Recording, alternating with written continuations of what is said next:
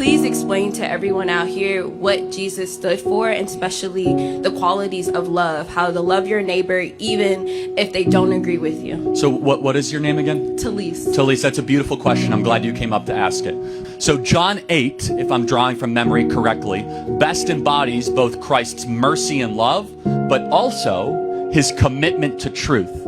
And sometimes in the modern gospel, we overemphasize the grace and we underemphasize the truth. Yeah.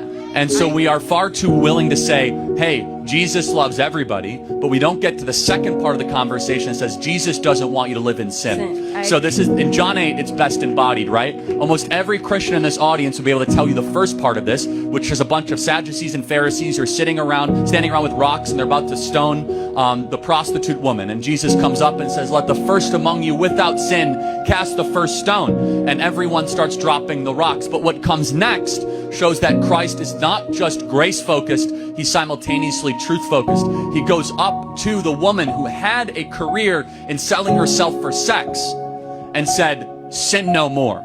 Now, imagine today how much trouble you would get in if you would go up to somebody and say, stop sinning. No, you're being too judgmental. No, you're actually being Christ-like. So Jesus stood. He was 100% grace and truth. And that tension is very hard in a modern world because we want to overemphasize grace when in reality Christ loves us too much to have us continue to live in sin. He wants us to try to elevate our actions to glorify God in all that we do.